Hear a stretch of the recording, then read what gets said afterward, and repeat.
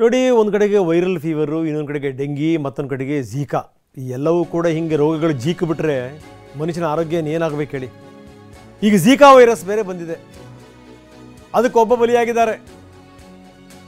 ಶಿವಮೊಗ್ಗದಲ್ಲಿ ಮೊದಲ ಬಲಿ. ಬೇರೆ ಬೇರೆ ಭಾಗದಲ್ಲಿ ಝೀಕಾ ವೈರಸ್ ಇತ್ತು, ಬೇರೆ ಬೇರೆ ರಾಜ್ಯಗಳಲ್ಲಿ. ರಾಜ್ಯಕ್ಕೂ ಈಗ ಎಂಟ್ರಿ ಕೊಟ್ಟಿದೆ. ವಿಪರೀತ ಜ್ವರ ಇತ್ತು. ಜೂನ್ 19ನೇ ತಾರೀಕಿನಿಂದ ಆತ ಬಳಲ್ತಾ ಇದ್ದ. 21ನೇ ತಾರೀಕು ಝೀಕಾ ಪಾಸಿಟಿವ್ ಆಯಿತು.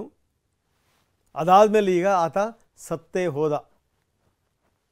ಈ ಮುಖಾಂತರ ಶಿವಮೊಗ್ಗದಲ್ಲಿ ಝೀಕಾ ವೈರಸ್ಗೆ ಮೊದಲ ಬಲಿ.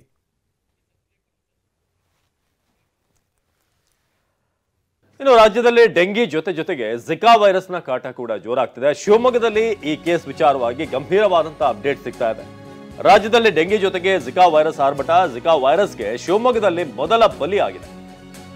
ಗಾಂಧಿನಗರದಲ್ಲಿ 74 ವರ್ಷದ ವೃದ್ಧರೊಬ್ಬರು ಸಾವನ್ನಪ್ಪಿದ್ದಾರೆ. ಝಿಕಾ ವೈರಸ್ನ ಒಂದು ಇನ್ಫೆಕ್ಟ್ ಆಗಿ ಅವರಿಗೆ ಜೂನ್ 19ರಂದು ತೀವ್ರ ಜ್ವರದಿಂದ ಬಳಲ್ತಾ ಇದ್ರು ವೃದ್ಧ. ಕಳೆದ ಜೂನ್ 21ರಂದು ಝಿಕಾ ವೈರಸ್ ಪತ್ತೆ ಆಗುತ್ತೆ. ಶಿವಮೊಗ್ಗದ ಖಾಸಗಿ ಆಸ್ಪತ್ರೆಗೆ ದಾಖಲಾಗಿ ನಂತರ ಡಿಸ್ಚಾರ್ಜ್ ಆಗಿದ್ರು. ಜುಲೈ 4ರಂದು ಮನೆಗೆ ಡಿಸ್ಚಾರ್ಜ್ ಆಗಿ ಅವರ ಕುಟುಂಬದವರು ಕರ್ಕೊಂಡು ಹೋಗ್ತಾರೆ. ನಿನ್ನೆ ಮನೆಯಲ್ಲಿ ಮೃತಪಟ್ಟಿದ್ದಾರೆ 74 ವರ್ಷದ ವೃದ್ಧ. ಝಿಕಾ ವೈರಸ್ಗೆ ವೃದ್ಧ ಬಲಿ. ರಾಜ್ಯದಲ್ಲಿ ಶಿವಮೊಗ್ಗದ ಮೊದಲ ಬಲಿ ಆಗಿದೆ. ಶಿವಮೊಗ್ಗದಲ್ಲಿ ಈಗ ಆತಂಕ ಉಂಟಾಗಿದೆ. ಅದು ಕೂಡ ಡಿಸ್ಚಾರ್ಜ್ ಆಗಿದ್ದು 21ನೇ ತಾರೀಕು, ಆಲ್ಮೋಸ್ಟ್ 21 ಅವರಿಗೆ ಗೊತ್ತಾಗೋದು. 4ನೇ ತಾರೀಕು ಡಿಸ್ಚಾರ್ಜ್ ಆಗಿರೋದು. ಆದರೆ ನಿನ್ನೆ ಮನೆಯಲ್ಲಿ ಮೃತಪಟ್ಟಿದ್ದಾರೆ. ಡಿಸ್ಚಾರ್ಜ್ ಆದ ಮಾರನೇ ದಿನ 74 ವರ್ಷದ ವ್ಯಕ್ತಿ ಸಾವನ್ನಪ್ಪಿದ್ದಾರೆ.